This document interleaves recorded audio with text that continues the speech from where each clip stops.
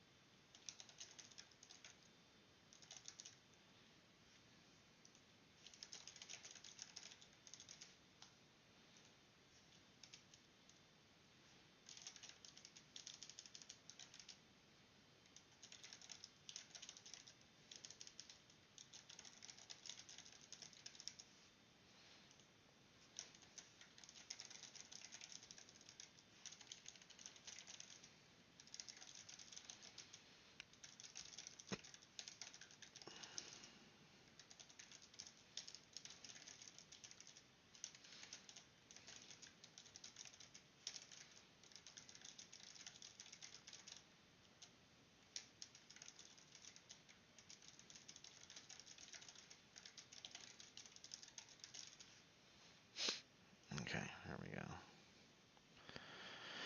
Skibidoo up. Alright. Back at it. Here we are. What up, what up, what up, what up, what up, what up? Okay. Get my stuff going on the YouTube and the Facebook and the Twitch. Alright. We're Gucci, baby. Yeah, keyframe rate too low, but it looks good to me. So I'm just gonna let it ride. Got it on my phone. Coming over here. It looked perfect. That's what I'm talking about. Figure might be found that I've seen an idea. Tune in. They would tune in. You just gotta give them a reason to. But deadass, we could like an office hours thing would probably slap at. Okay, I'm reading DMs out loud. Got my script running. Oh, beautiful. Okay. Let's go back into it. I'm gonna load from right here. Is that today? That's today. Let's go. Okay, back in it. Kid's awake too, so I don't have to feel bad about waking her up. Get all of this ammo. And give it to me. Oh, you son of a bitch. I wonder if you could grab things from across the other side of the...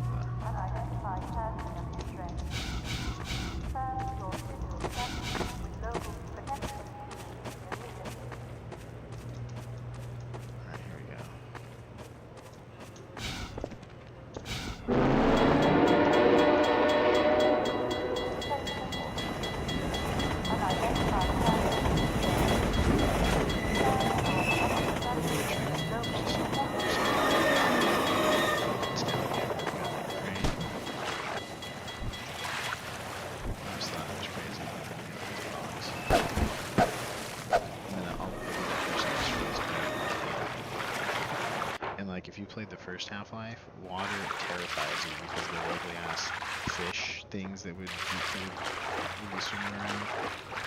Those things freaking terrifying. One level of Water shader.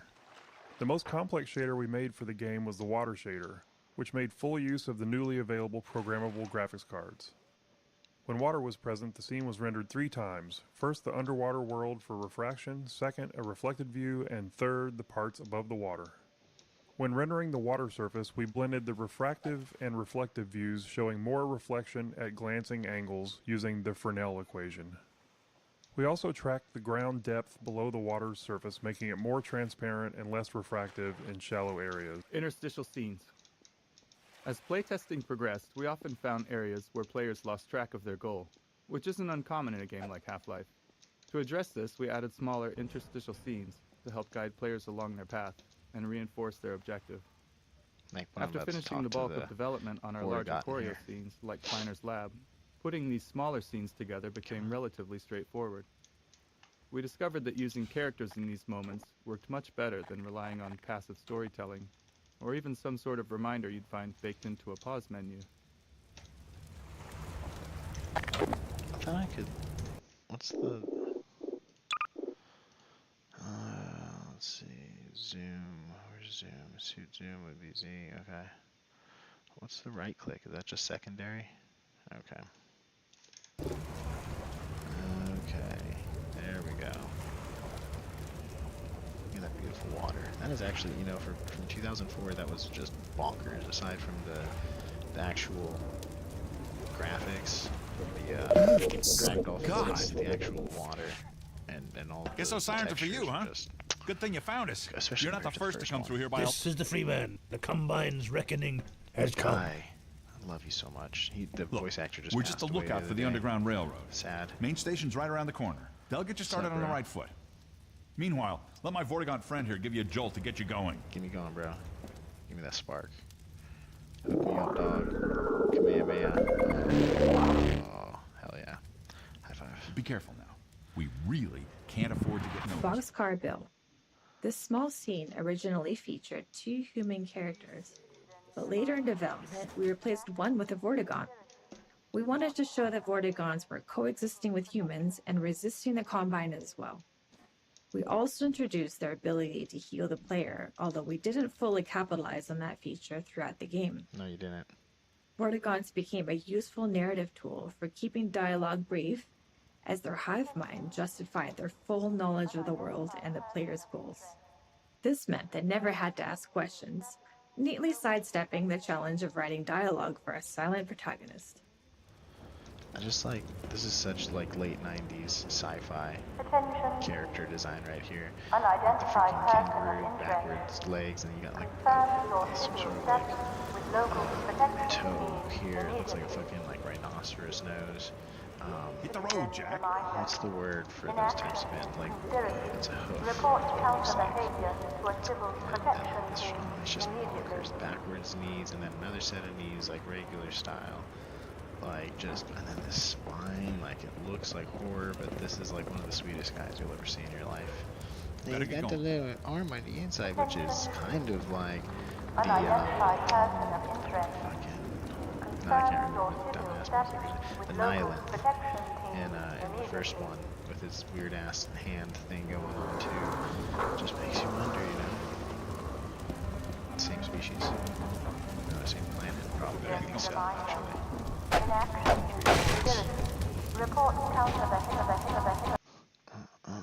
Definitely haven't changed that. That's been the same forever. I wonder if that burns. Not really, huh? It doesn't burn, it just explodes. Particles. For the Source engine, we invested in expanding particle and special effects technology. This allowed for more realistic and complex particle movement, as well as more intricate shapes and shader effects. In particular, adding bump mapping to our particles features made a huge difference in the volumetric look of them. While later iterations of the Source engine include a powerful particle system editor, the original version used in Half-Life 2 relied on handcrafted effects, each requiring a programmer to meticulously build the effect manually, which was a pretty labor-intensive process. Oh, damn. I think there's actually something in there. Oh, shit. Damn, where's my fucking guy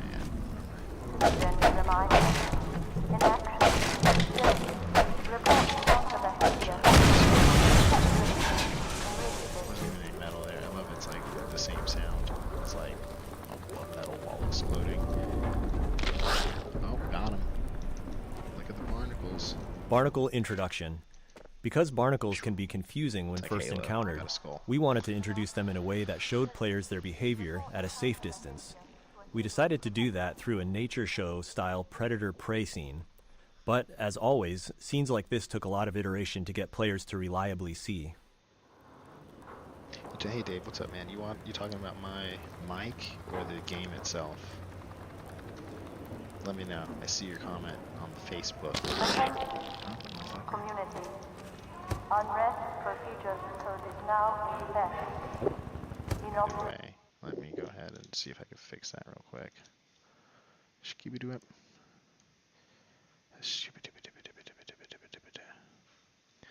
I'm actually cranked up, but I'll go ahead and crank the the game output out a little bit. I'm also talking very quiet inside the house. That's just how I be. But that should be a little bit louder. I cranked it up a little bit, boosted it. Let me know if that sounds better.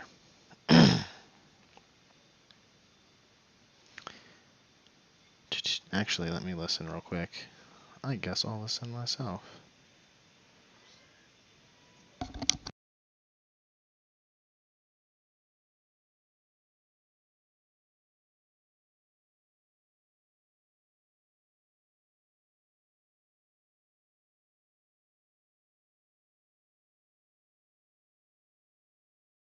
I sound amazing. I just listened to myself. I love the way I sound. For the first time, I actually usually hate the way I sound when I'm streaming and stuff. Oh, and get this, Dave. I'm streaming between... That's not me, shut up. I'm streaming Twitch, Facebook, and YouTube simultaneously from my computer instead of using Restream or StreamYard or anything like that. I set up a little media server that's pushing my OBS stream to each platform independently. So I can multi-stream from home, from one computer, without having to pay $20 a month to push to 3 channels. Like, come on. I hate that. It's just trash. Okay, there we go. Your voice needs to be more rounded. Alright, I'm getting to it. 1 second. I'm going to pull up my Twitch real quick. See what's going on. Am I on Twitch right now? I should be on Twitch. No, wait. Am I not? Boo. Let me see something real quick.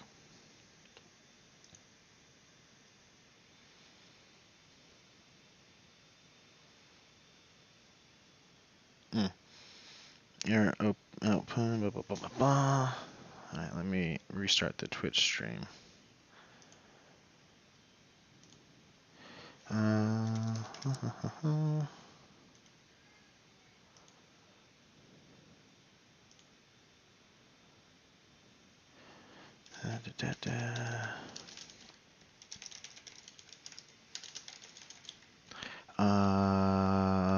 Yep, there we go.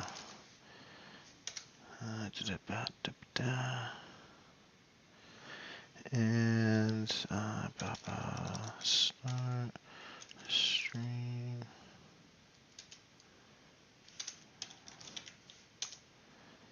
And then let me give it this key.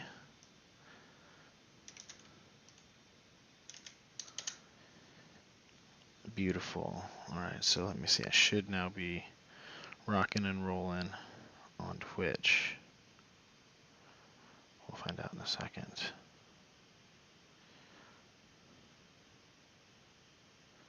Okay, beautiful. No way. See, that's so cool. This is actually really, really, really cool.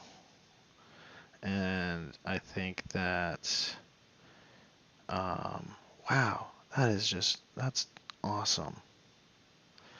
I'm loving this. I'm not gonna lie. I think it's really cool to be able to stream between these 3 platforms simultaneously. Like, I'm kind of nerding out a little bit.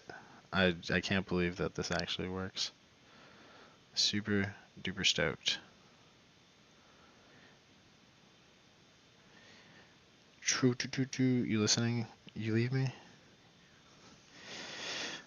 Alright. Back to the game. There we go. Shield. Pacified. Code. Now I just need to get all my comments platform into OBS so I can have one stream to do it. Surface properties. Oh, the We play voice custom from... footstep Oh yeah, I sounds turned the... when You know what, you're right. I need to actually turn this up because I did turn this down earlier. I always turn it down. I wish there was like a freaking... This was before they really cared about like NPC voice anyway. But you know, most games have like speaking volume, etc. Okay.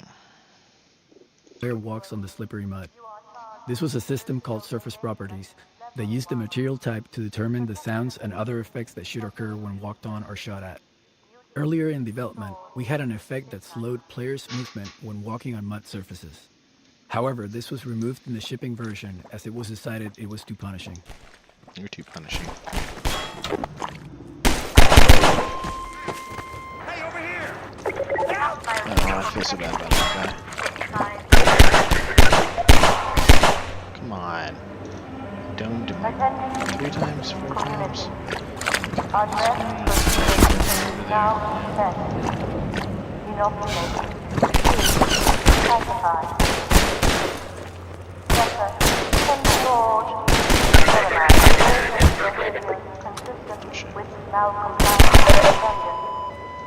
Ground protection. Isolate. Expose. Administer. See if I can get it from here. Alert. No way. Evidence of I must have died 1,000 times at this intercut back when I first started. Oh, come on, bro. Get out of here. Who are you even? Unit down at storm system. Give me all your stuff. Station 12, come in. Station 12, do you read? Yo, I'm here. This is Station 8. This We is heard Station 12 go down and out. This was Station 12. Surgical strike units are targeting railway stations. Repeat, civil protection is coming down on underground stations. We're already getting refugees from 9 and outlying.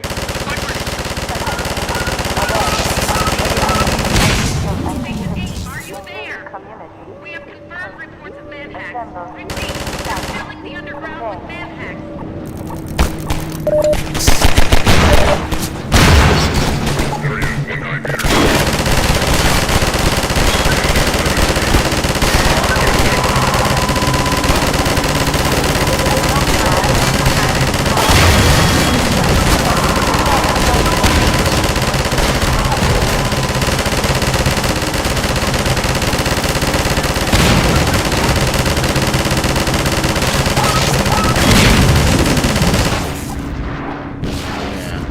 Oh, damn. See, that's why I got rid of those explosives there earlier. It's not very heavy.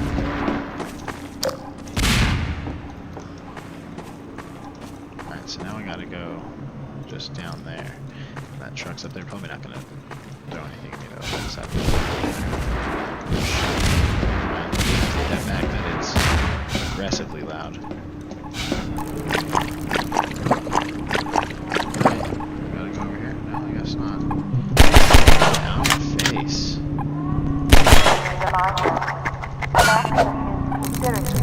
Report counter behavior to a civil protection. Okay. Where do I gotta go? Obviously, I gotta go back up there is where I gotta go. Schlock.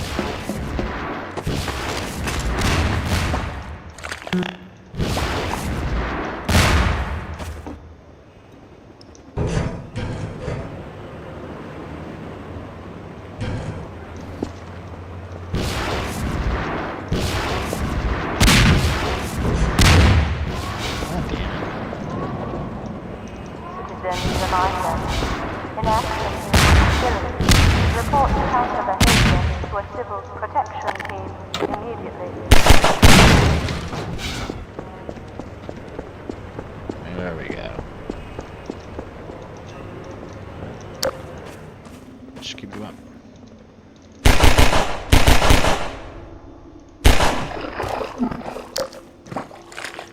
Individual, you are I keep charged wasting my ammo. It's crap. Just go around it, you know? protection unit. Okay, how do you go around this one? This way.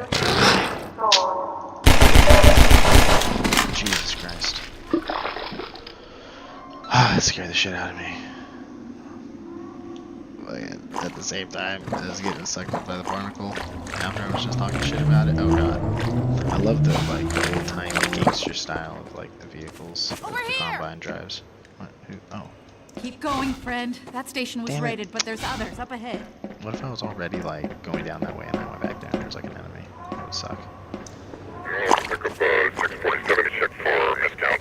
We're getting that 670 from local surveillance. Clear no 647 no 10 Oh, I want to kill him, also just want to save my freaking... Oh, okay, wait, there we go.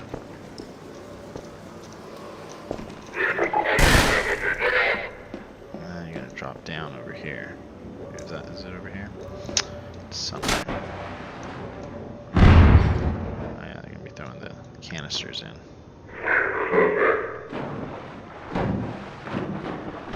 Shit. Oh god, they're everywhere.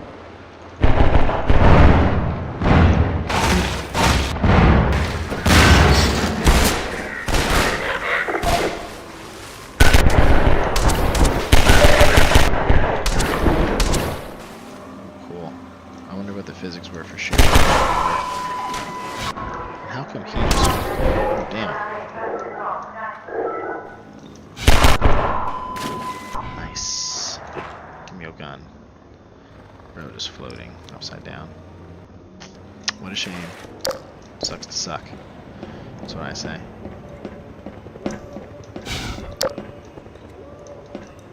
This is like the first game that made me like look up.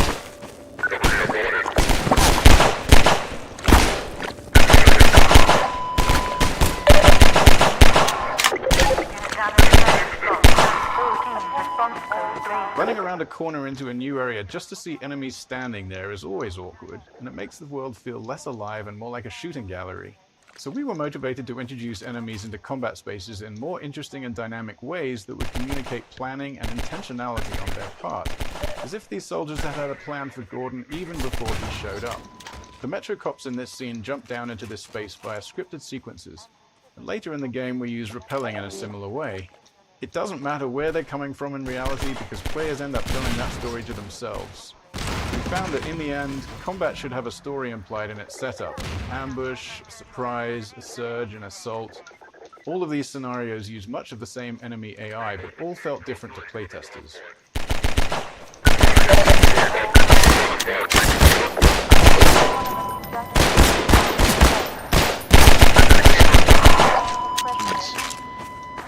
Get on my face.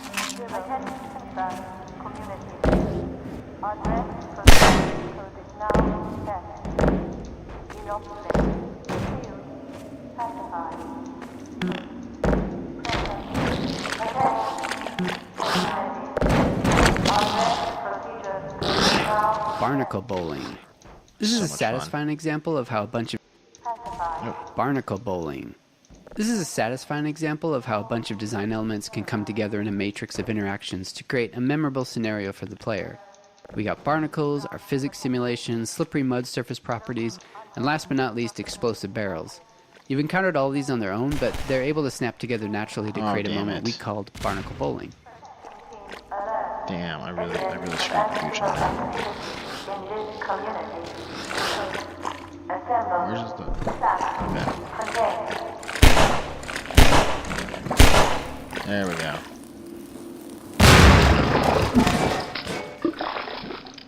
That actually works out perfectly. That was so cool. Sloop, sloop, sloop. Oh, good guy. Hey, buddy. Like, where's the fire, you know? Whatever. Don't even need all the help. It's freaking G. More helicopter. I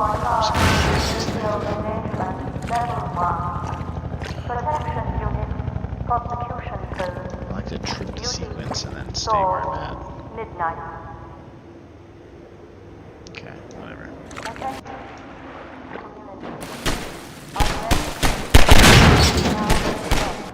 Just throwing the cans down. Jesus. You guys are the only ones.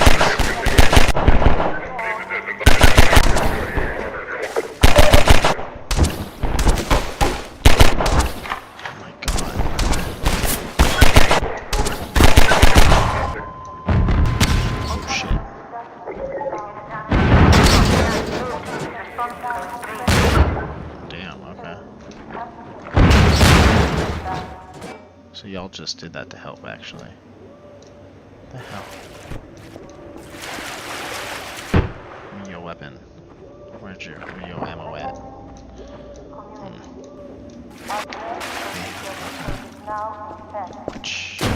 Oh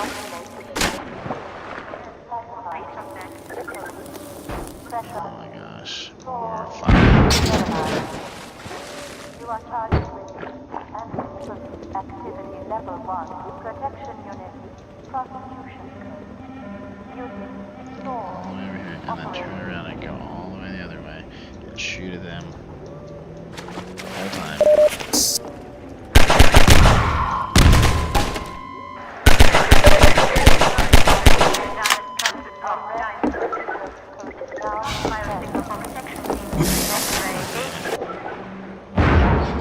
You son of a bitch.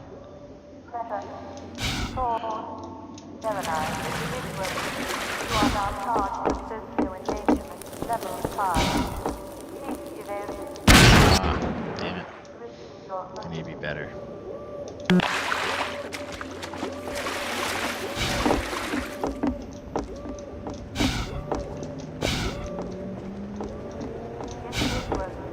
You are now charged with social engagement level 5. Cease evasion immediately. Rip. Make sure my streams are good. Rocking and rolling. Doing the damn thing over here. What's up, YouTube? What's up, one person on YouTube? I got one on Twitch, one on YouTube. I got anybody on Facebook? If you're on Facebook, show me some love. Kevin, what's up? How are you doing? I see you. I see you pulling up on Facebook. Bro, you weren't here earlier when I was talking about it, but I found this cool multi-streaming tool on GitHub. I set up my own streaming server on my computer and am multi-streaming to Twitch and Facebook and YouTube using my own computer by just streaming from OBS straight into this media server and then pushing the server, pushing the stream to each platform independently using the server. And it's rocking and rolling, dude. So like, no StreamYard, no restream, just straight from the freaking PC while I'm doing it myself. Ooh, physics. Physics in puzzles. Often, simpler mechanics encountered earlier in the game are pulled from more complex ones as a form of training. The teeter-totter puzzle, the first physics-based contraption in the game, was actually derived from a later, more intricate washing machine puzzle in the canal. Oh, it's just delayed. The teeter-totter uses the same principles of mass and ramps, but in a more straightforward way that players can directly interact with, helping them understand the game's physics and making later puzzles easier to tackle. This puzzle also highlights the analog nature of the physics system, with the placement of cement blocks and the player's own weight both factoring into the solution. Alright, there we go. I don't know what's going on with you stuttering like that. Nonsense. Don't have to run, you just... And that's the thing that pissed me off a lot, I think, when I was younger, was not doing the crouch jump yet. And only... Oh, fuck. This son of a bitch. Oh, okay, were you just, like, taunting me? What an ass. Combine attack helicopter. Players have had glimpses before, but here's where we fully introduce the main boss of the Canals chapter, the Combine attack helicopter. This chopper relentlessly destroys a player's cover, forcing them to move forward or risk being gunned down. We wanted this sequence to feel tense and menacing, with the helicopter seeming far too powerful to confront directly, and maintaining that intensity through the canals until the final showdown in the reservoir. Normal maps. Half-Life 2 was developed during an exciting time for graphics, as the first programmable shader-supported graphics cards were hitting the market. Using this technology, we became one of the first games to implement normal maps, a technique that enhanced the lighting on surface geometry. The normal map described the surface's roughness, allowing each pixel of a polygon to be lit in a way that made surfaces appear bumpier and more detailed than ever possible in Half-Life 1. Cool, I didn't listen to any of that because I was just having too much fun.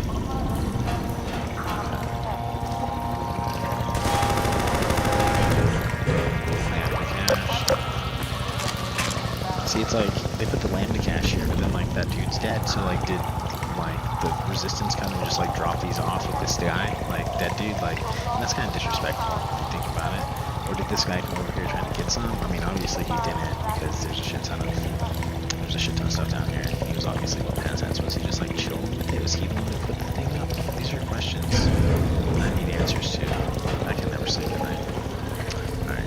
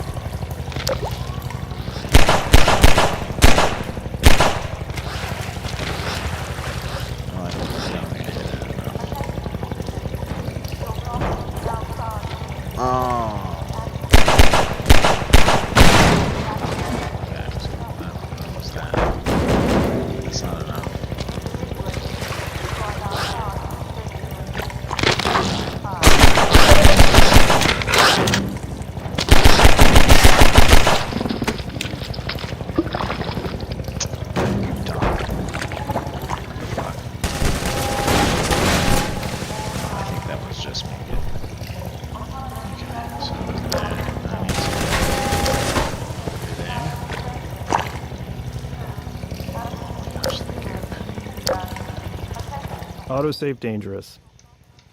In Half-Life 1, we had a set of autosaves throughout the game, hand-placed by level designers and triggered when the player reached some specific moment or position in the game.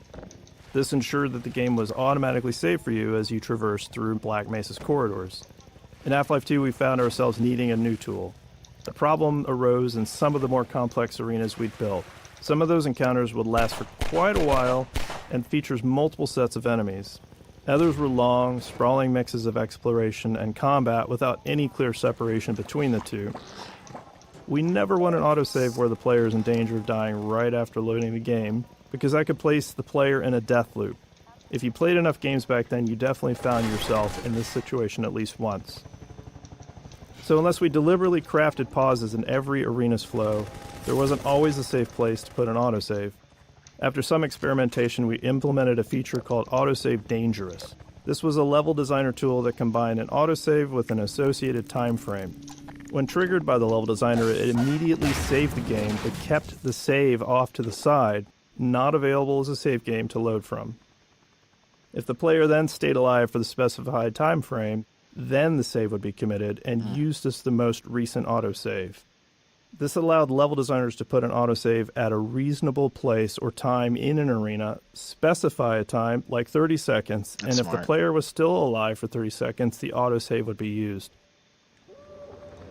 The more you know. That's pretty cool.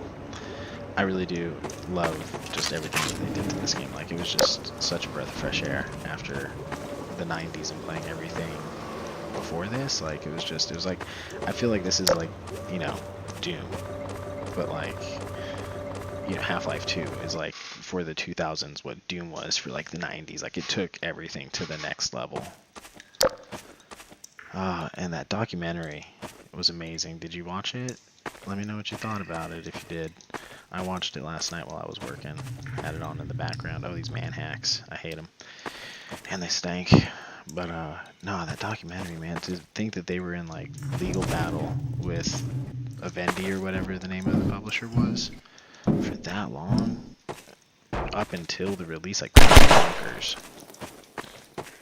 I only got time to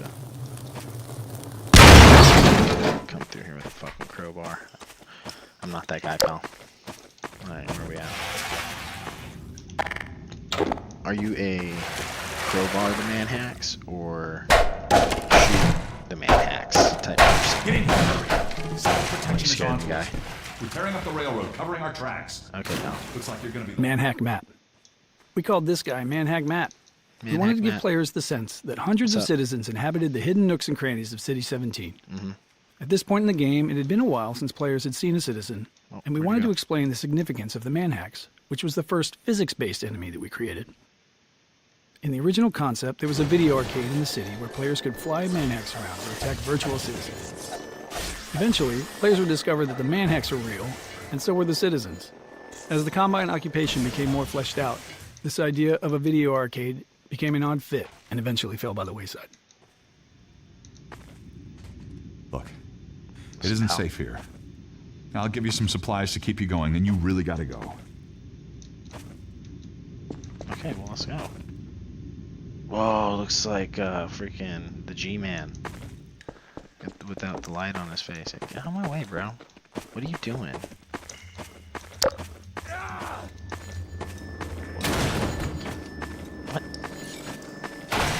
Oh, I was supposed to stay in here, huh? Did this just spawn in the room?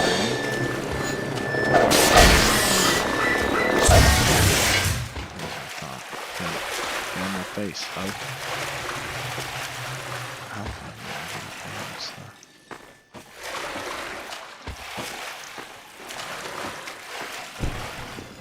there's more down here. All I was gonna get was health and ammo, and I have plenty. Thank you very much.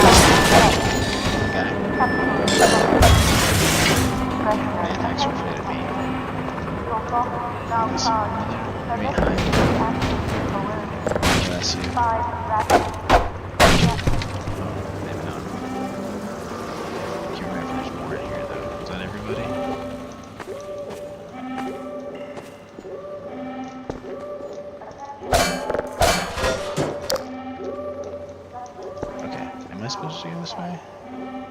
Or is this just like a little secret area?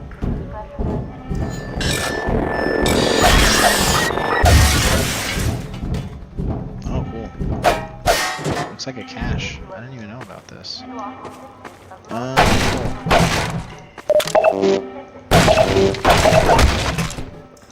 Dope, dope, dope, dope, dope. Good, good, good, good, good.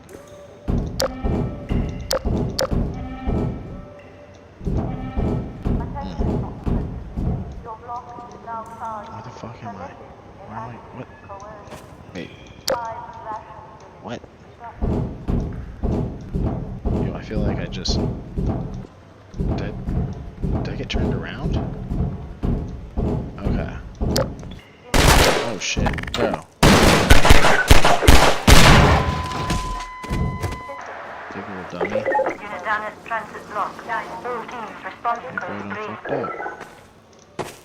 Shouldn't have been such a bitch.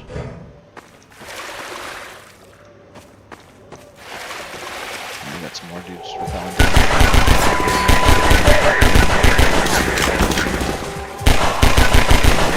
Joke's on them, I play Counter-Strike.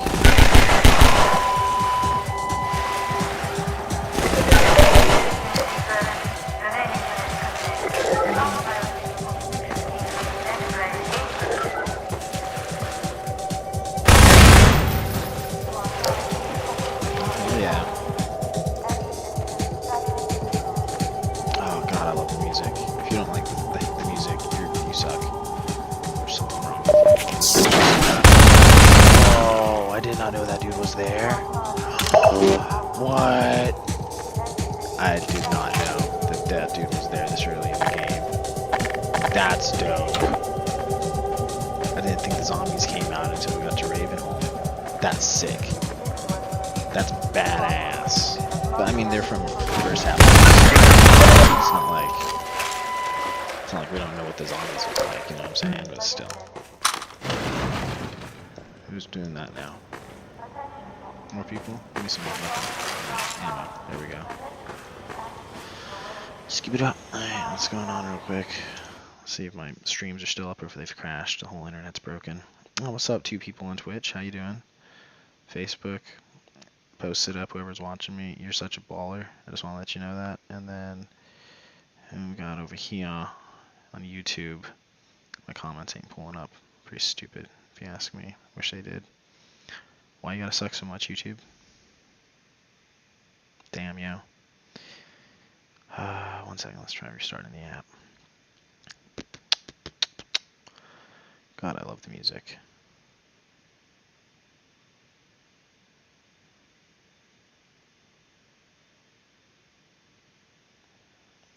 Okay, there we go. What up? What up, Base Legend and Recluse? There we go. Wait, is this the in-game commentary? Yes, it is. Yeah, okay, so if you're still there, Recluse, on YouTube, yeah, no, so they came out with the 20th anniversary. Today's the 20th anniversary. So they released a 2-hour documentary and they implemented a bunch of fixes, and they also added the episodes and Lost Coast to the main game itself. So when you load it up on Steam, Half-Life 2, instead of having to have the episodes separate and downloading Lost Coast if you were into that back in the day, that's all, boom, wrapped into Half-Life. And then they did some bug fixes, and then they added the director or developer commentary directly into the game itself. And so I'm playing the version with the developer commentary as I go through. Being bong. Okay, and yeah, like, again, I played this when it came out in 2004. I was 14, and I was almost 15, and it was just like, what? You know, like, coming from playing, like I said, Doom was like, you know, an old Mortal Kombat, old 2D platformers. Just when Half-Life 2 came out, just completely blew my fucking mind. And I was young. I convinced my mom to get me the first Half-Life in, like, I don't know, must have been like 1999, maybe 2000. I got the whole Half-Life package because I remember seeing the old ads on the Rush Hour videotape. Like, it's in my brain, like, burned in there, the old Half-Life advertisements at the beginning of Rush Hour on VHS. And I was just like, yo, I want this so bad. And I remember we were out of town, we were visiting my dad's mom in like Kansas or some shit. And I mean, I must have been like 9 or 10, because it definitely wasn't in 97 when it came out, because we were in Toys R Us. And this was around the time, I think, that Monsters Inc. came out, maybe? When was that? When did Monsters Inc. come out? What year was Monsters Inc. released? That's not what I'm typing in. Release date 2001. Okay, so no, but it wasn't in 2001. Then maybe that was another thing. But we went to it was around the same time. So yeah, like 2000, maybe 2001, but I doubt it. Saw it for sale in fucking Toys R Us back when you could go buy like the video games, and they had like that whole section dedicated to them on the backside. And man, I snagged it and got my mom, and she didn't know what the hell it was. And I think I remember telling her, like, that was from Rush Hour. I was showing her, I was like, this is crazy. And then even then, like, there was games like, I played one called Eradicator, which was a computer-based game, which was very similar, you know, 3D levels and puzzles and stuff like that. And that was like a late 90s game. And so Half-Life was very much like that late 90s game, but it did some really cool stuff, had a great story. And then, like I said, this came out. I wasn't even paying attention. I moved to Maine, and I ended up making a friend, Chris, my homie, who I still vibe with today. One of the only people from, you know, before I was 10 years old. You know, no, I was like 12 when we first started hanging out. 13 maybe. So we had known each other for a minute, but I didn't know that he was into this. He was into playing World of Warcraft, and then he got me into... He told me about Half-Life 2 and Counter-Strike, and I was like, what? No way. I remember playing the first one. I played this. Blew my mind. Anyway, long tangent. I'm getting back into the game now. Let's go. Okay, where am I at? Hey. I remember being petrified the first few times that I played this because of the big fish thing from the first Half-Life that like lived underwater, and it was just like huge. You had to go swimming through that one section, and the fish was just like, it's like a giant piranha. It was so cool. So dark, there has to be something over here, you know? And like part of this is just by memory.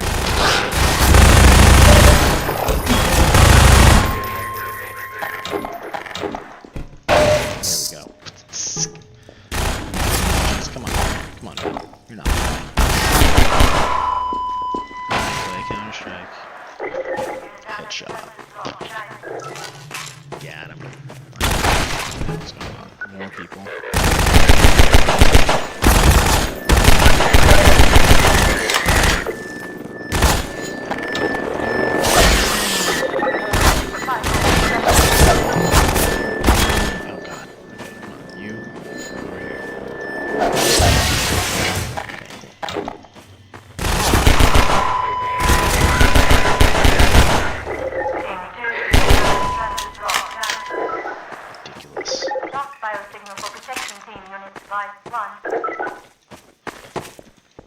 And you know, I said it again, I say it all the time.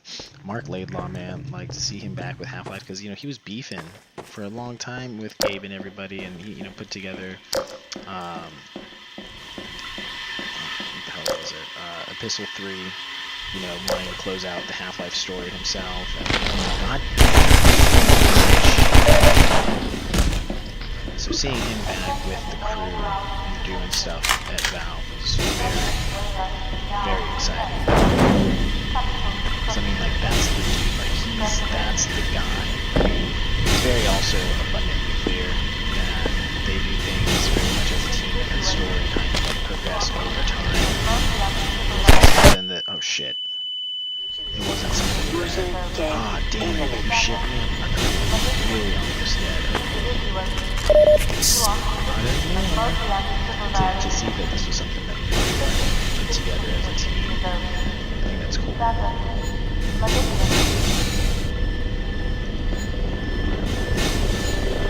Still me.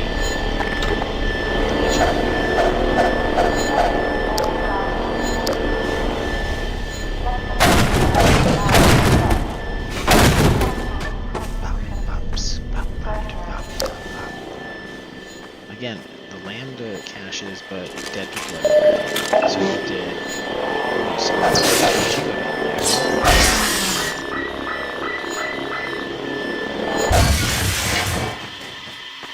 I love how it sounds like what I imagine a chihuahua or something would sound like if like it was biting you, and then like you accidentally you actually like shook it off and you know, not hurt it, but like you know, shook it off and kind of like scared it. I feel like it would like arp away like that. You know what I mean? I really like chihuahuas. I'm not trying to be an asshole towards chihuahuas. Just want to make that clear. Dude's stupid. Damn.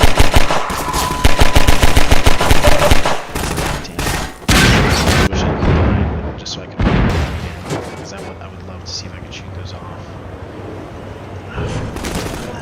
Just take it. I just want to die. Just freaking shoot me. It's embarrassing at this point. Never worked. Okay, there we go. Let me start over somewhere else. There we go. Jesus Christ. Alright, where am I? Okay, manhack over here.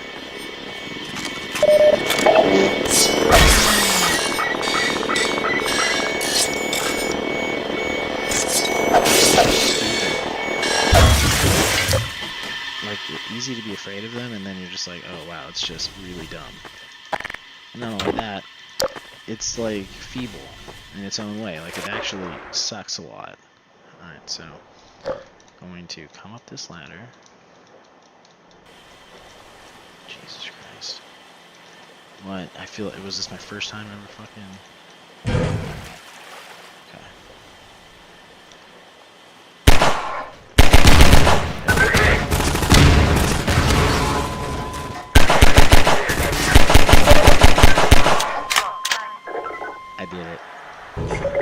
it. We did it.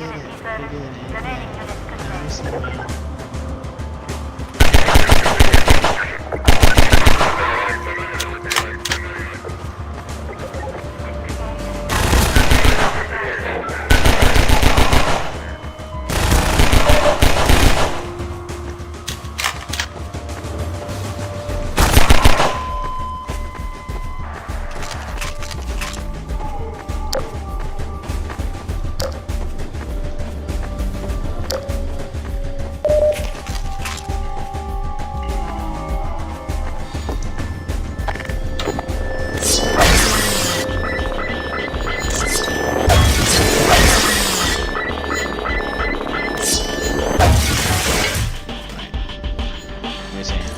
Something else to add to my stream backlog. Yeah, oh shit.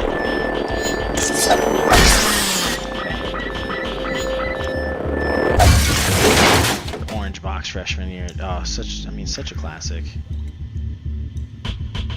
Absolutely love the orange box. I got that. I started playing Half-Life though on PC. Like that was always my thing. And then orange box came out. And I had, I just enjoyed playing because I played it so much. So obviously, I had to get the orange box, and that's how all my homies got into it too. I had a lot of friends that started playing it, and a lot of them played other games like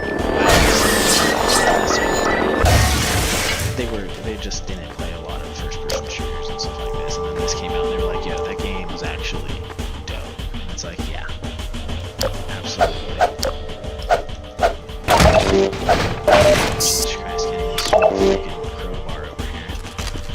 Who's this guy?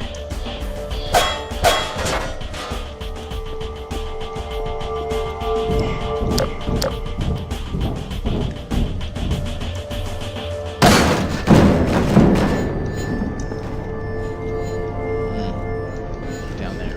Okay, that's right. Oh shit, got the man axe coming out the roof. Son of a bitch, I probably should just blow you all up.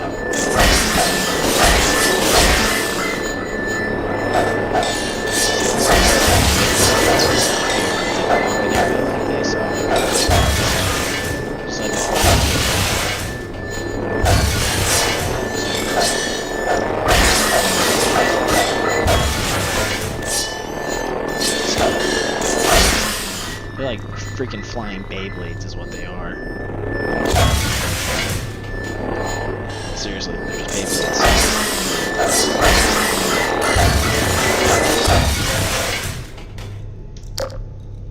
I really... Okay, do I save these? Do I wait to blow all of these containers up? I can't remember.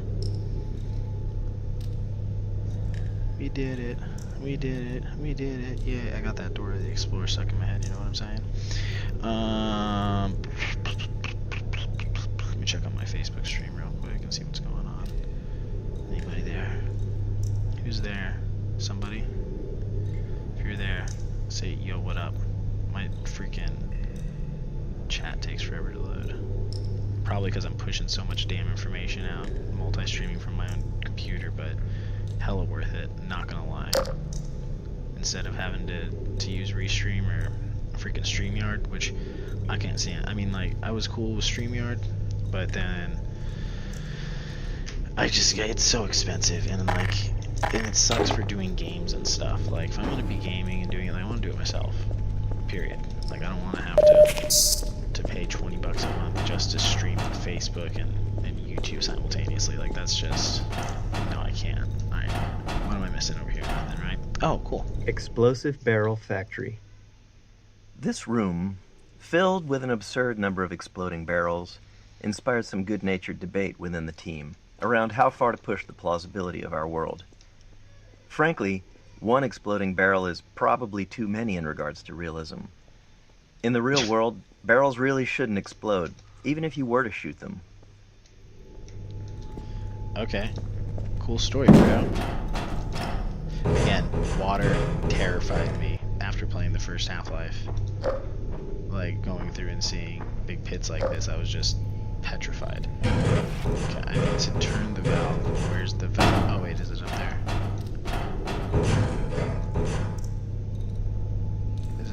Okay, I'm not crazy. Okay, cool. Just don't be a freaking basic. Oh shit. This is one of those things that, like, the physics will never be right. Okay, there we go.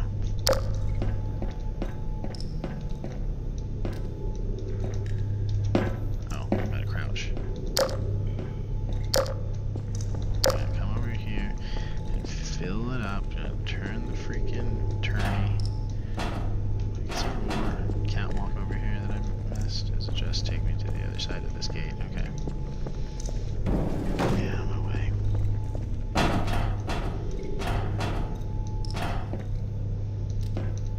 Yeah, that's the easy way, but I'm saving my health.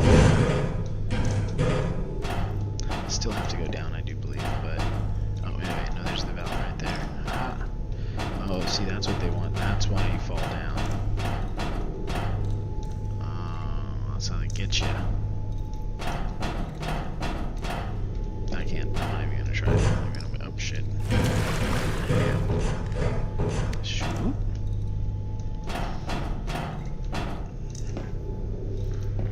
Oh, you've got it. That's right. You got to make your way down using cunning and skills.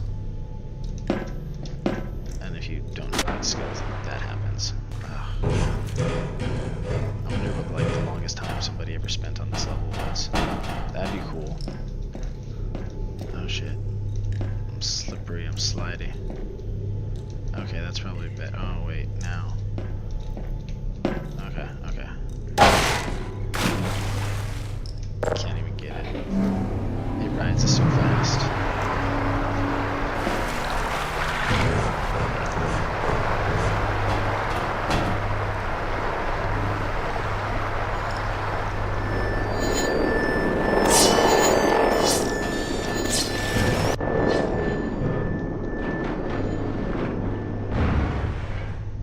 Sounds like they went ahead and took care of themselves, so that's good. That's hilarious. Oh, that's right. I love the physics puzzles in this game.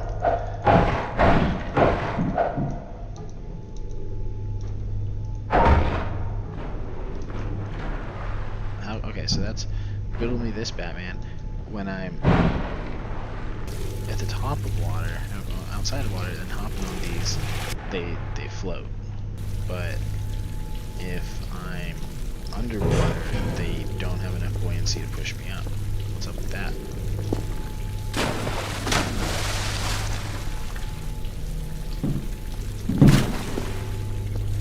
Rising water. The floating bridge and wooden spools here introduce the concept of buoyancy as a tool for the player. In this case, it's not really a puzzle. It's just some fun for the player interacting with the physics system. But later, we revisit this gameplay element in the canals to raise a ramp for the airboat. The real OGs know about that. Oh my gosh. Let's see here, Governor. Where are we at? Let's go.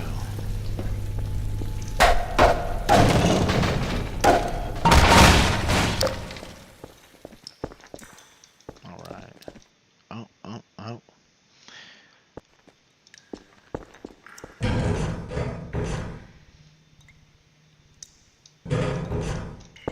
Damn it.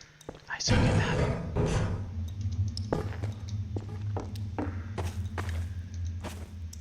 What the fuck am I doing? Is that all I need? Oh, that's all I need to do, huh? Rendering systems. In the early 2000s, we couldn't afford a general-purpose renderer with the broad capabilities of a modern engine. Instead, CPU, GPU, and memory limitations required highly specific solutions to rendering challenges so we could squeeze every bit of performance out of a player's hardware. As a result, Half-Life 2 actually has 3 different rendering engines. One for world geometry, another for outdoor terrain, and a third for dynamic entities like characters and objects. These 3 renderers had to support a complicated matrix of features: collisions, ray traces, decals, offline lighting, visibility calculations, and more. On top of that, each renderer needed to support DirectX 7, 8, and 9. The differences among these DirectX versions were significant, often requiring different data storage and rendering approaches. They even used different programming languages. Altogether, we essentially had 9 different renderers, each needing unique solutions, and getting them all to look consistent was one of the most challenging tech problems we faced during development.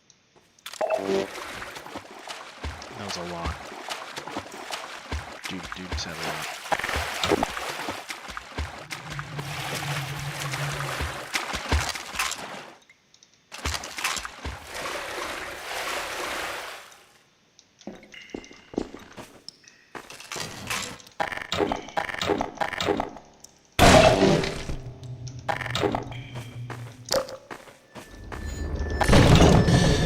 Jesus Christ, I just saw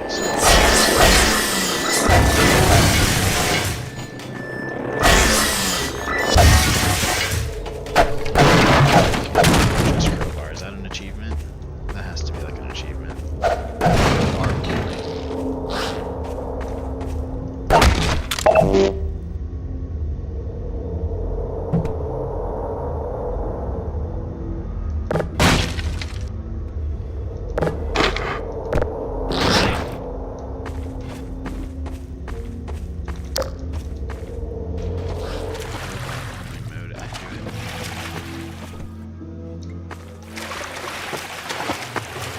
So sad. Never realized it.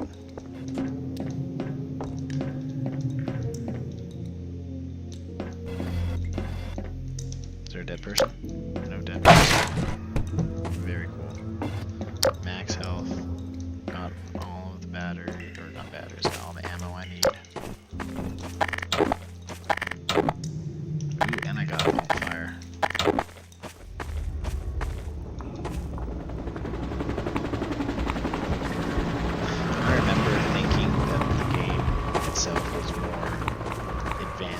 Logically than there's a dead body over there. These stupid lambda caches, like, what's up? Why are all your people dead at the cache spot?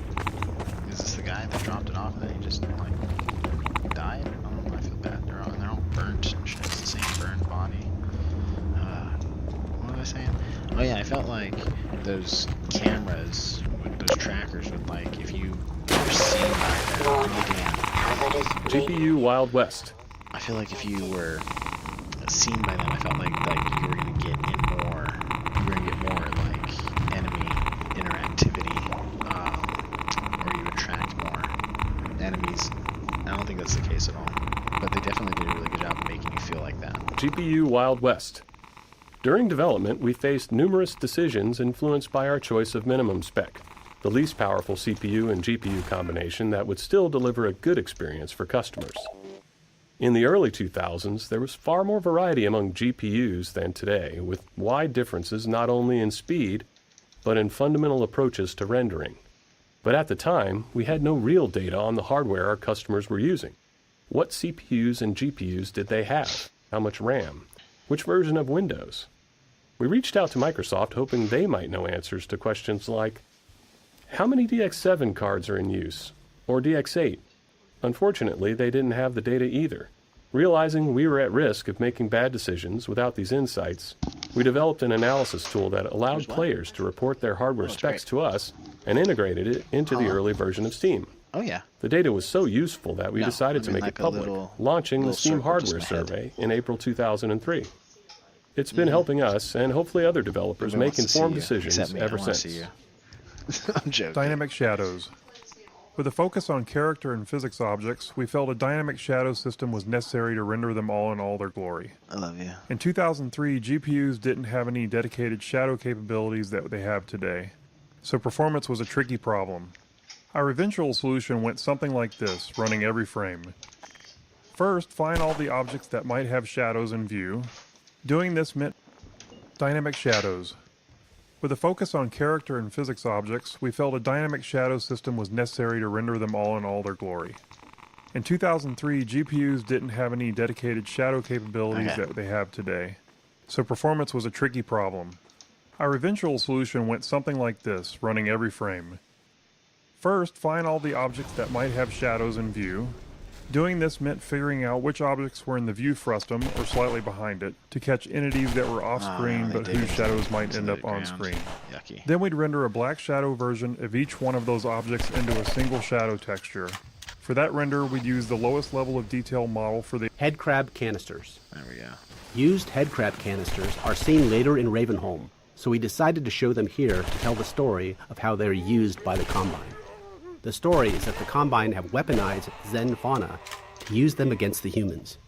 Burrowed headcrabs was added as a new feature for this section that was expanded into a larger area that is meant to show a citizen shanty that was decimated by the headcrab assault.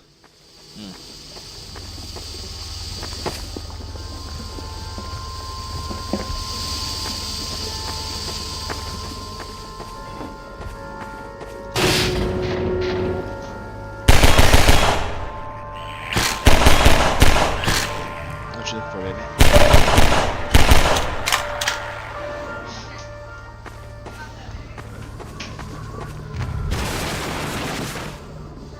What the fuck is that? Oh.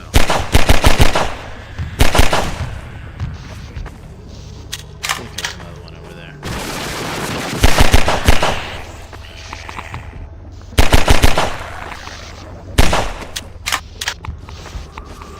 Hell yeah.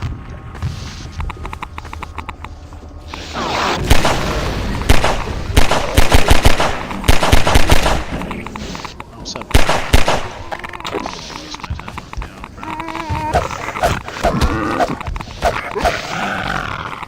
Yeah, get him.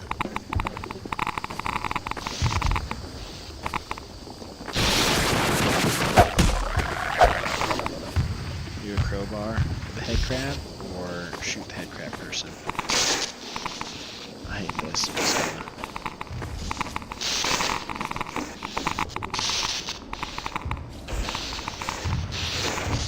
Let's put this part all I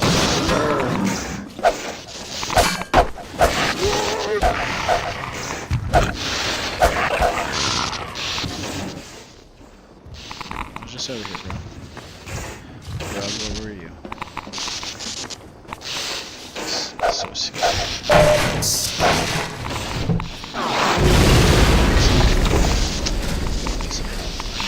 An electrified canister right now.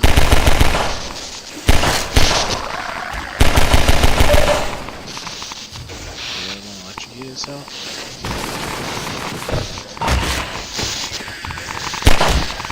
Oh wow, I think they just got electrocuted.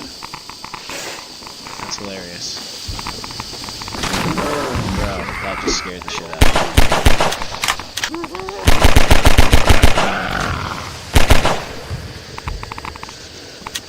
That scared the shit out of me. Alright.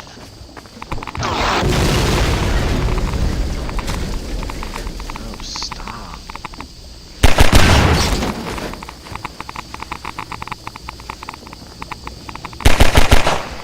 I don't want your ass anyway.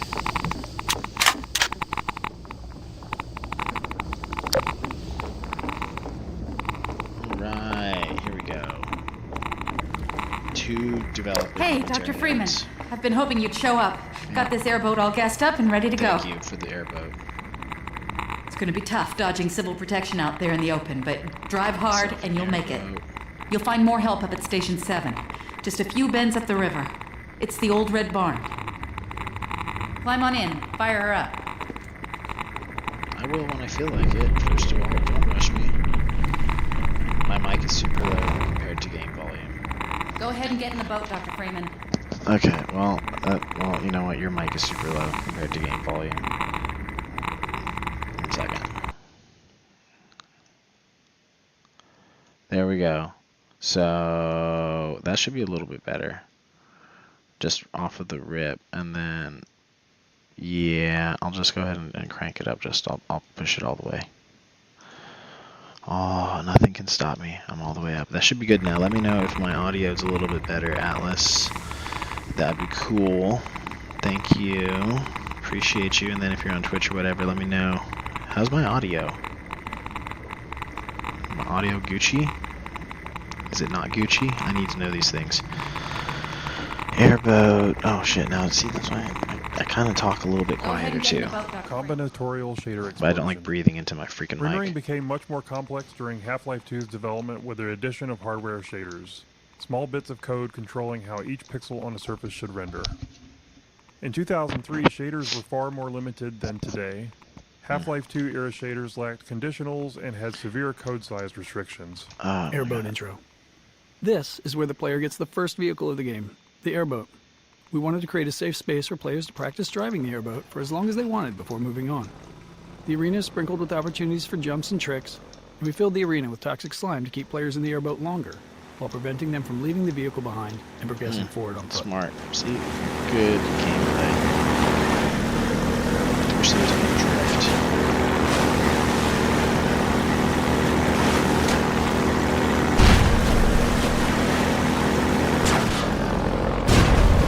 Nice.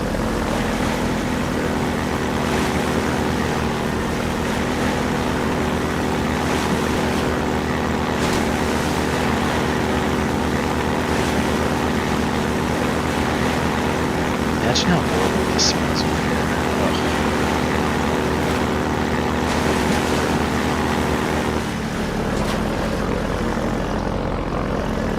Go up big hills and dirt and not dirt.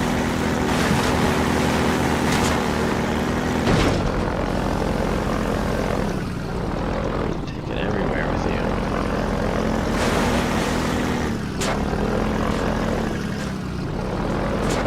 Am I supposed to come up here with it? Fighting motion sickness. In early playtesting, many players developed motion sickness while driving the airboat. While trying to fix this, we discovered several factors that contributed to it. We found that reducing the intrusion of the airboat into the view helped, so we made several passes on the model to pare it back. Maintaining a consistent frame rate helped as well, so it was important to keep an eye on performance in these sections. However, the single most important factor was eliminating view roll to maintain a more stable horizon, no matter what the airboat was doing. Nope.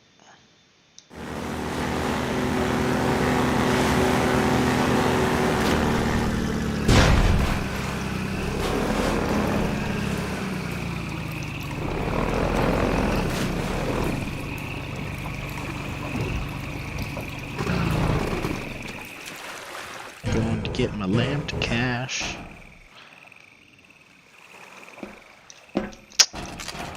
Whatever, 40 ammo. Weak.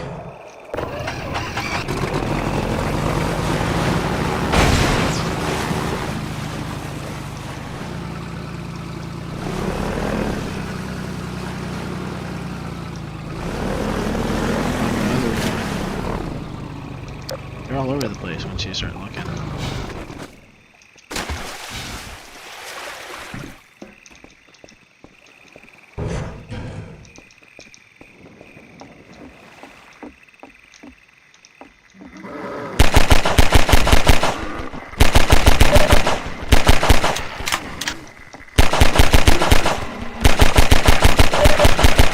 Jesus Christ.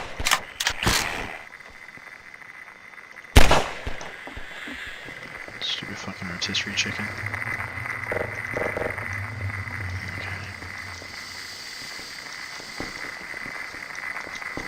Station 12, come in. Station 12, do you read? I do not know.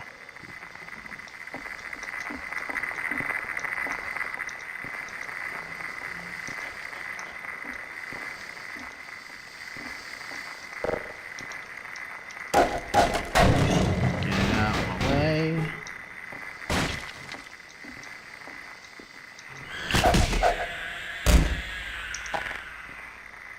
Wow. Okay.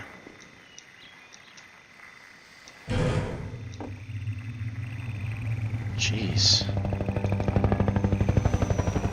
Bitch ass.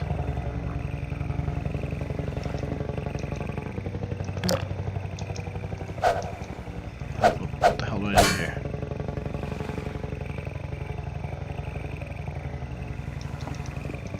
Oh.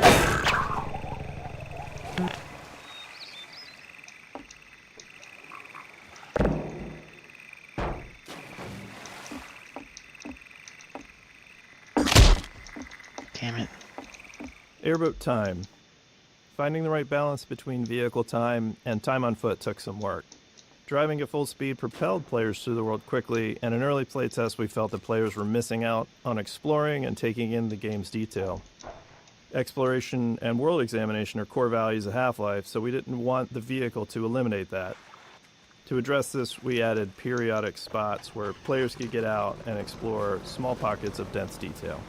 Additionally, as the physics system evolved, we were learning new ways to use it.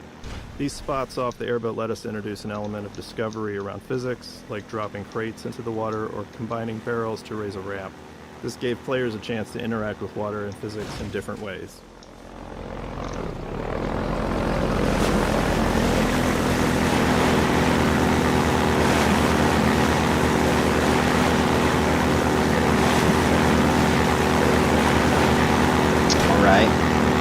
That's what's up. That's really good. I was watching them talk about how, when developing the mechanics for the vehicles, they had to actually make them go really slow, but make it also seem like they were going fast. Like they wanted it to seem like you were going super fast when you were flying around, but relatively speaking, relative to the size of the maps, they would have to go really slow. Floating supplies. In the alpha playtest, the canals were sprinkled with floating supply crates that players could smash with the airboat to collect the supplies inside. The mechanics were somewhat gamey, but helped keep the flow of the gameplay going, allowing the player to resupply on the go. To help make the premise more plausible, we wanted to tell the story of how the floating crates ended up so conveniently placed along the player's path. This scene of the citizens dropping supply crates helped sell that fiction, while also making the canals feel more alive. It also made players feel more heroic and important to be helped by so many supporting characters. I can see that.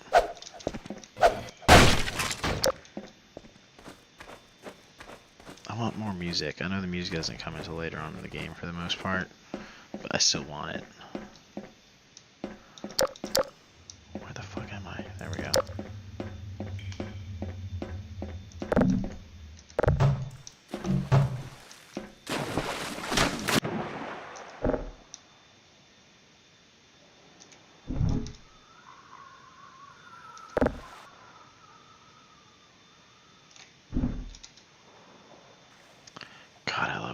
It's just, no matter how many times I do this, it's just, I remember the first few times, trying to get this, though, I was just, the physics, it just confused me because I wasn't so used to it at all.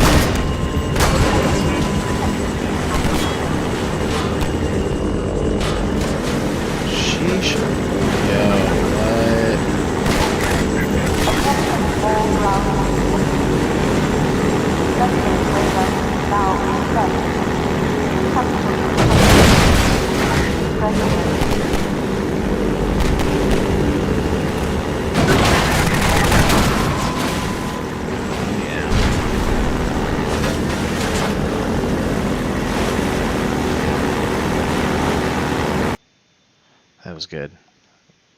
That was good. I was happy with that.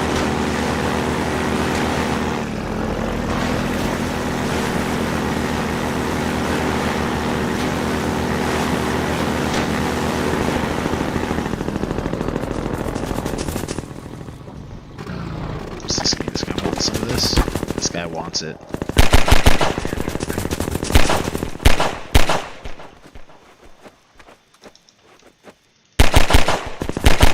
Jesus Christ, bro. Get some. Alright, governor. Let's go.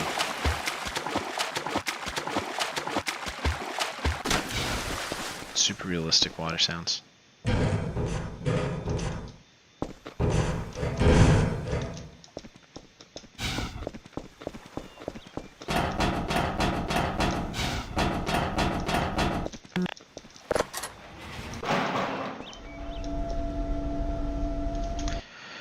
this is a good point. Let me see what's going on with the stream real quick. Got a new follower, and it's Atlas/Recluse. What's up? Good seeing you, pal. Let's go. Oh, I love it. Facebook, chilling. I'm just like, again, I cannot stress how much I love being able to multi-stream from my computer instead of using Restream or StreamYard. I can't say that enough. So big ups to this open source project I found on GitHub. I forgot who, homeboy on Threads told me about it, and I need to go let him know I got it figured out, because like, super clutch. We now have direct confirmation of a disruptor in our midst. One who has acquired an almost messianic reputation in the minds of certain citizens.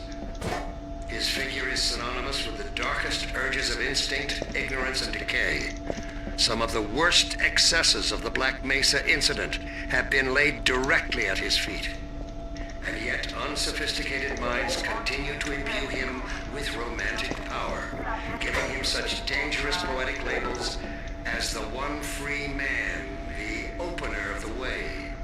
Yeah, Let me remind all citizens of the dangers of magical thinking.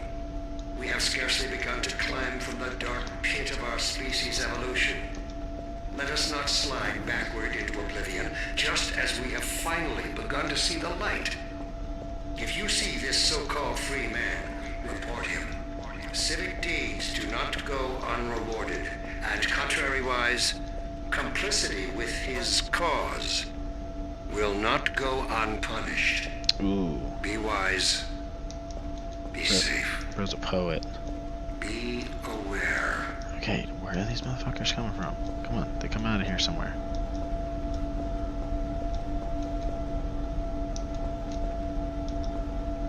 I was just standing here the other day and they just started shooting at me, so they somewhere in here. I think they just like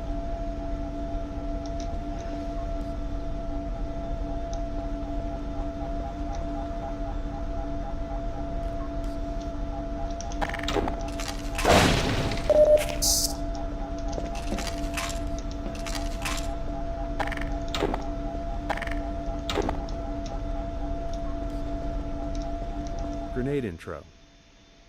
We conceived of this Combine base as both a training area and a playground for grenades, introducing them here in infinite supply crates to signal that it's safe for players to use grenades freely without fear of running out. Go wild. Love the grenades. The Combine encounter here uses extensive markup to direct the soldier AI towards cover and provide good opportunities for players to make use of grenades. At the end of the area, the same infinite grenade technique helps players resolve the turret placement, as a direct assault is a lot more difficult if you don't.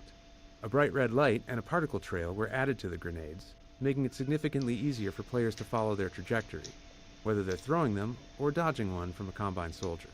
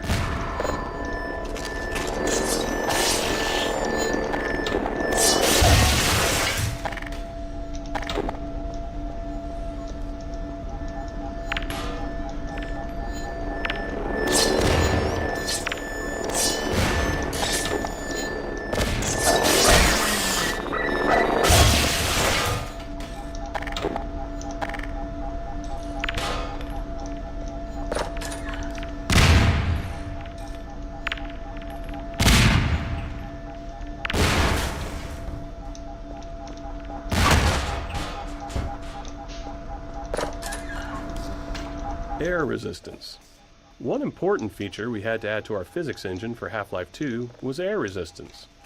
At the time, physics engines would typically implement a general damping feature for slowing objects down as they moved, but this merely removes energy in a symmetric way. In order to create more believable motion, we decided to simulate air resistance instead. This allowed us to get asymmetric behavior, where the amount the object was slowed by moving through the air was different depending on how much surface area of the object was facing the direction of movement or rotation. This feature was key to making explosions and objects thrown by the gravity gun look believable. Fast-moving and fast-spinning objects are among the most expensive things to simulate in Half-Life 2's physics engine, so air resistance also improves CPU performance in cases like explosions. It is also key to presenting different materials and masses of objects. More dense objects can push aside air more easily, and this is visible. Having this effect in the simulation helps make the difference in density between cardboard boxes and wooden planks more apparent, and really helps make the objects in Half-Life 2's world much more convincing. God damn it.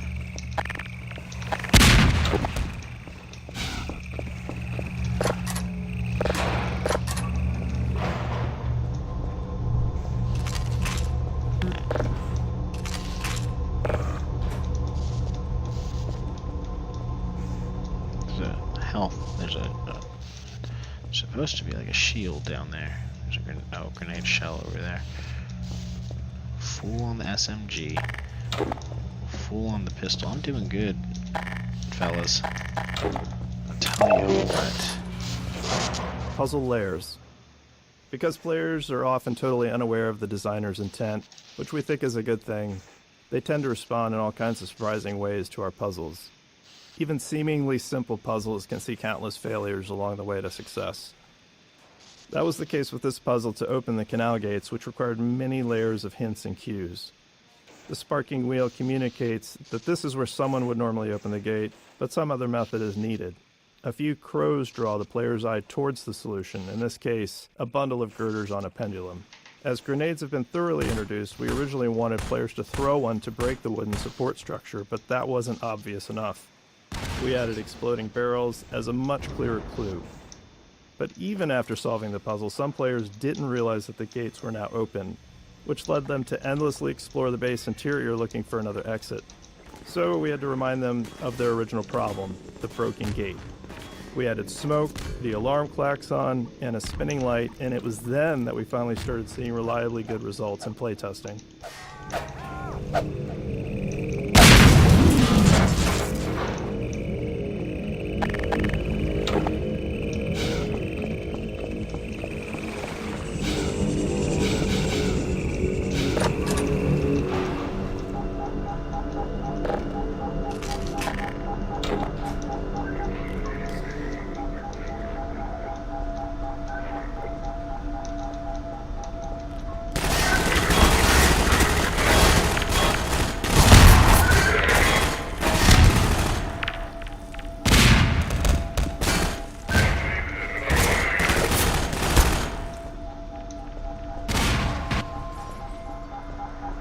Got him.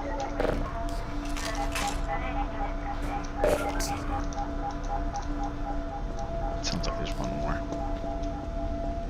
I think it's the guy with the...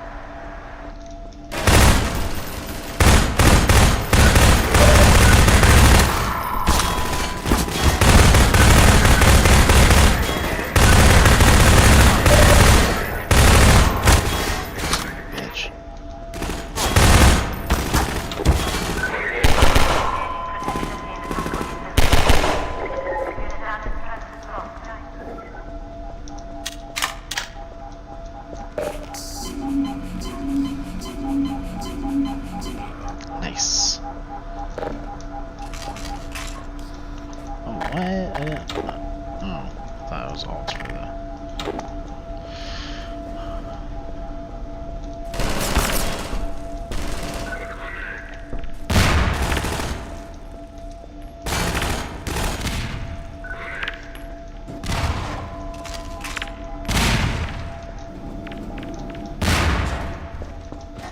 Got him.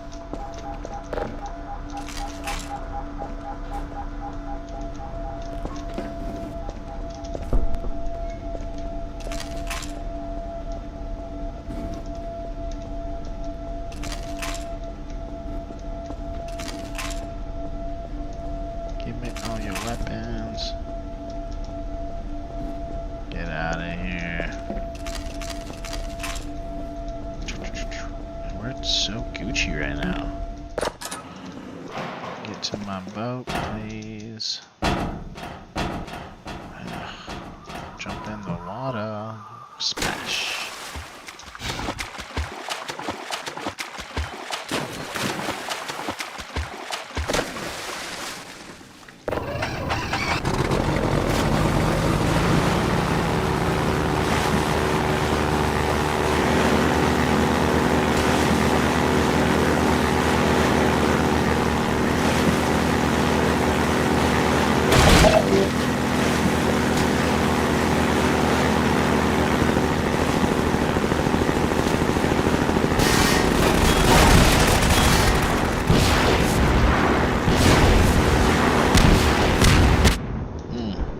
Damn.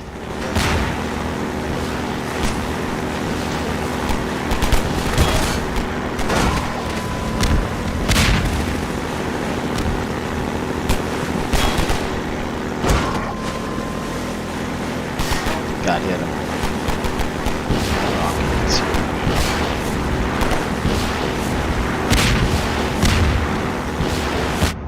Oh my gosh. Knocked it. And burned. It's burned.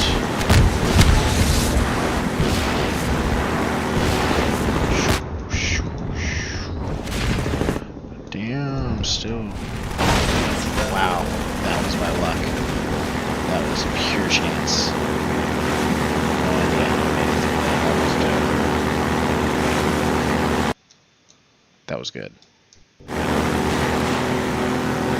Just fine over here, y'all. Just fine. Gotta land to cash. Back up.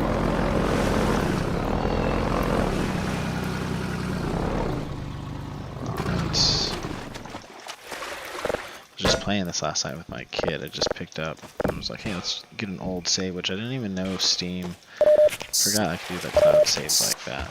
So I ended up finding an old save from forever ago and started playing it with the kid. It was pretty dope.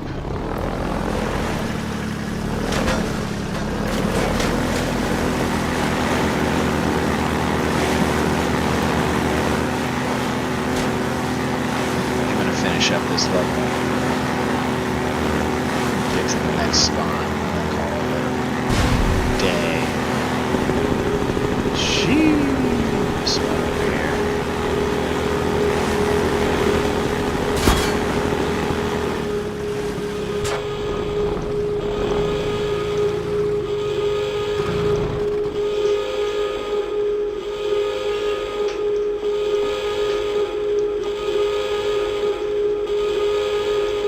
Skybox.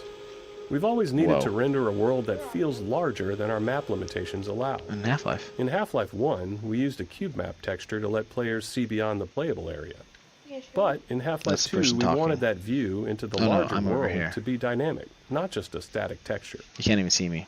Our map size limitation was about Actually, half that's a mile pretty funny. in each Yeah, dimension. I'm supposed to be standing right there. But we realized we I could flew create a over much here. larger outer world if we stored it at a reduced scale. So, we invented what we call Those the 3D are Skybox. the enemies. It's the beginning The of the 3D level. Skybox is a small box hidden within the actual game map, containing geometry at 1/16th scale. Inside it, a reference point corresponds now. to a matching origin in the main map. Then, when we render the space beyond the playable area, we use the geometry from the 3D No, you're Skybox, not, because I got positioned my by that face reference cropped point, out. and scaled up 16 times. But Getting the lighting and fog to blend seamlessly across the transition from the main map to the Skybox presented some sticky challenges, but it worked. The result made the world feel significantly larger and more immersive than it had in Half-Life 1.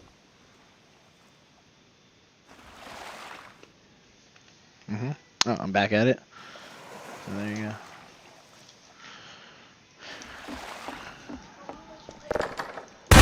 You are. Let me see. Here, I'll load it up for you.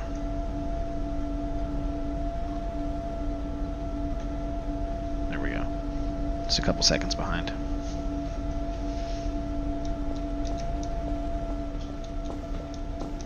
.357 intro. The Magnum, unlike the basic handgun with its slower rate of fire, is meant to be fired in a more measured, calculated way, dealing catastrophic damage to your target. Earlier versions of the Magnum had a bit of random dispersion, which we felt fit the heft and the less sensitive trigger pull of a larger pistol. However, this led to anticlimactic moments where players would carefully line up a shot only to miss due to the accuracy penalty. To address this, we made the first bullet perfectly accurate, with each subsequent shot becoming less accurate as you blasted away. VMPI. During development, we became increasingly frustrated with our slow gameplay iteration speeds, mainly because map compilation, needed to pre-compute lighting and visibility, was taking hours. Computers in 2000 were far slower than today's, and they had only a single CPU core each. Inspired by SETI at Home, a distributed program that used PCs worldwide to analyze radio waves for signs of extraterrestrial life, we built VMPI, which was our own distributed system that spread the map compilation process across many office computers. Today, these kinds of distributed systems run on giant GPU clusters, but at the time we just ran it on all the computers in our office. To deal with how our lighting code was evolving as quickly as our maps were, VMPI also distributed new EXE files to everyone's computer too. In retrospect, this was a pretty terrifying security concept, just awfully bad. It's like the stuff of nightmares for IT folks. Because we were sending an arbitrary executable to all of our work PCs, and they would just run it. It was absolute madness. But it worked for us, and it did significantly increase our map iteration speed, and as a result, it ended up being a crucial tool.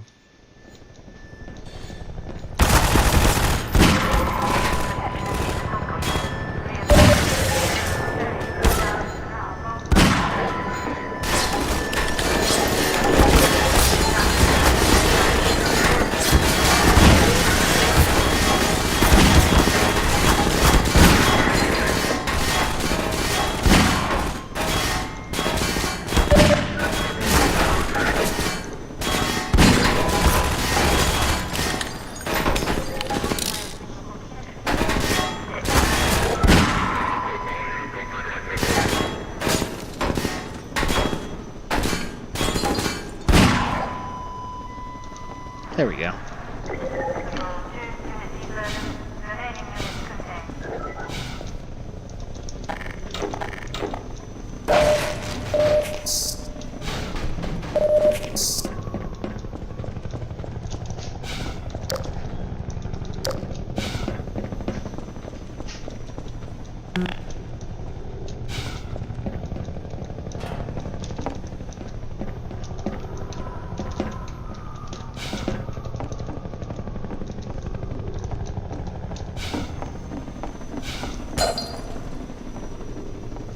Where are you going?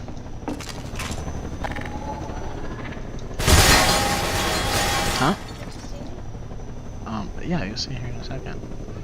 Watch, because you just got up. Watch, I'll come over here.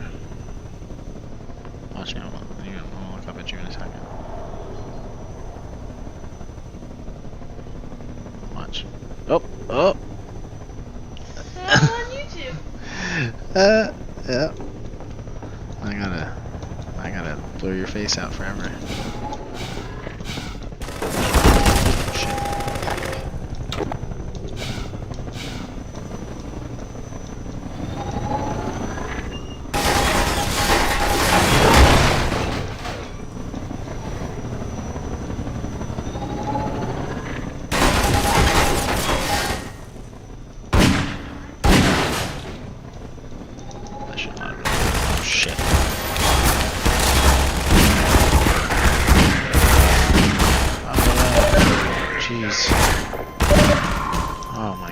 That was...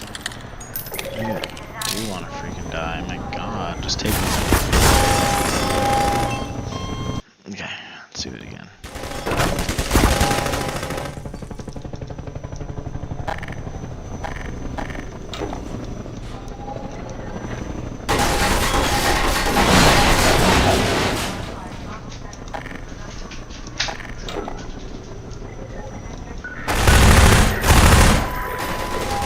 Get out of the frame.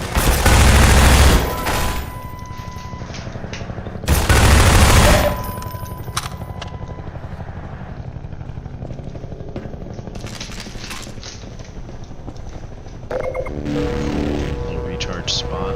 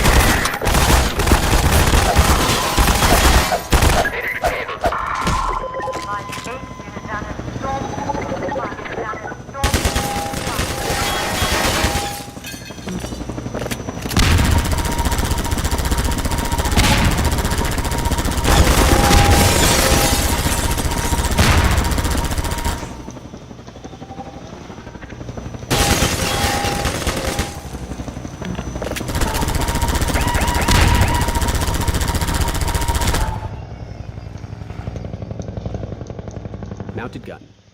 The mounted guns were added here to help train the player on the gun's effectiveness against the attack helicopter for the final battle in the reservoir. This was necessary because up to this point, the helicopter was invulnerable to the player's weapons, and we had to give some indication that it could be harmed with larger weaponry. This was only somewhat effective in playtest due to the amount of pressure the player was under at the moment, which led us to developing the particle effects and sounds that would sell to the players that they were really doing damage.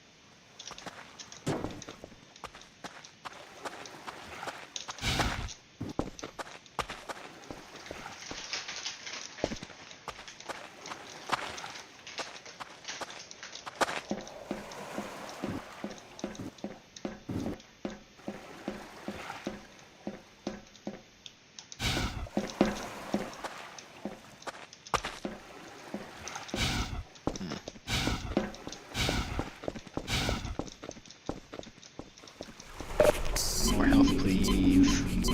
Money, please. There we go.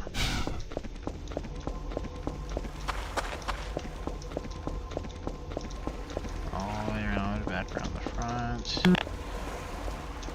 And finally to where we were when it all started. Back to the boat. Back to my boat. Let's go.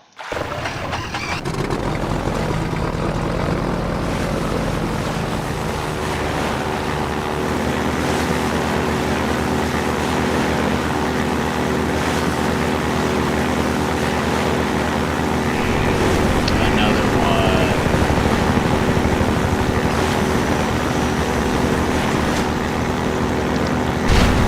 Who's that?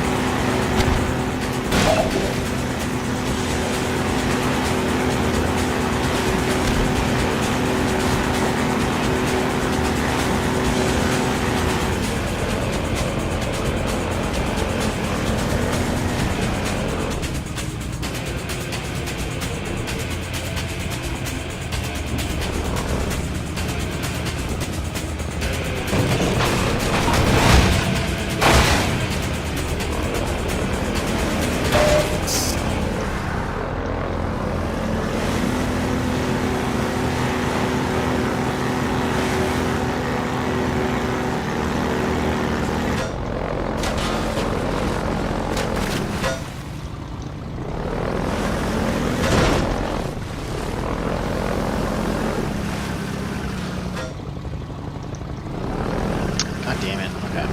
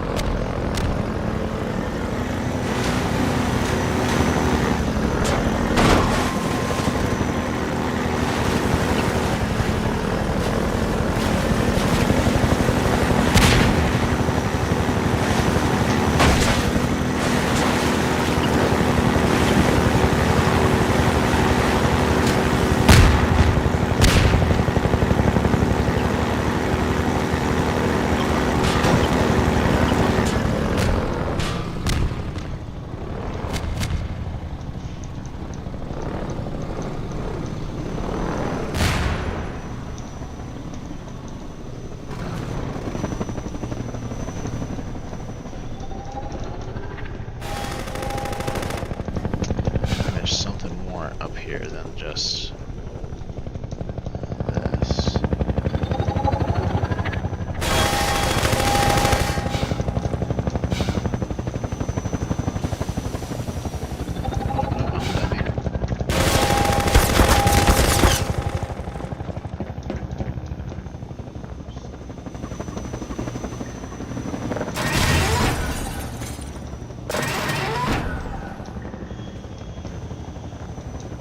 Interesting. That barrel is just walking out of its own thing.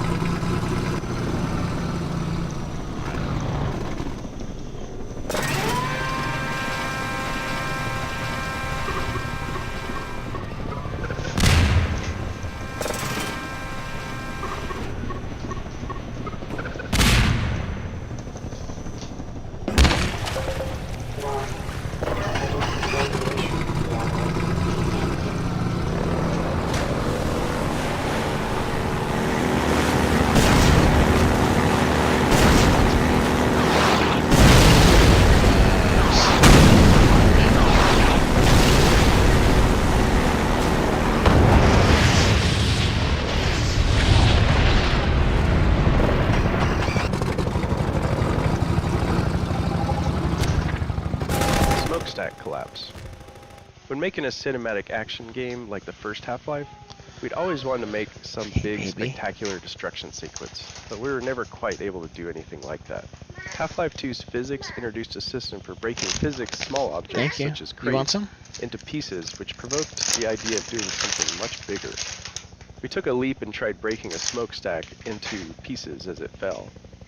So we experimented with the masses until it felt better, refined the model, and added lots of smoke and audio to sell the effect. And there we had it. We had our big spectacular destruction moment. Ultimately, our physics made the sequence just barely possible in a way that maybe seems quaint by modern standards, but felt really awesome at the time. Because the simulation was unique every time we ran it, we had to take steps to avoid completely blocking the player's path with the big chunks of debris. The success of this sequence whet our appetites for the much higher fidelity cinematic physics destruction effects next seen in Episode 2.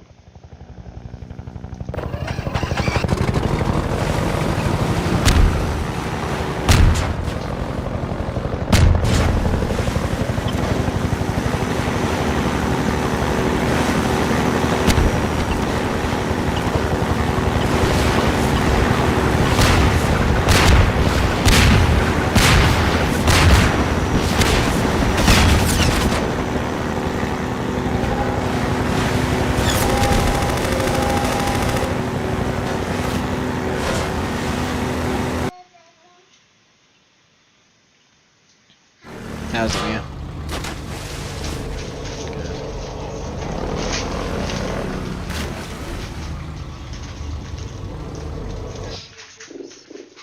Alright, I think I am good now. I'll play that. I'll do some more playing in a little bit. I am wanting to take a break now. Did I just save this? Yeah, I know. You showed your face on there too. I couldn't believe it. Alright. Okay, well, that's that. Super excited. Really fun. Can't believe that I was able to do all 3 platforms using my own little media server. That was really fun. So, maybe I'll talk more about that in the future. I don't know. Thanks for watching. The few of you that did, including my kid. It's good. I can see you. You look great. And, yeah.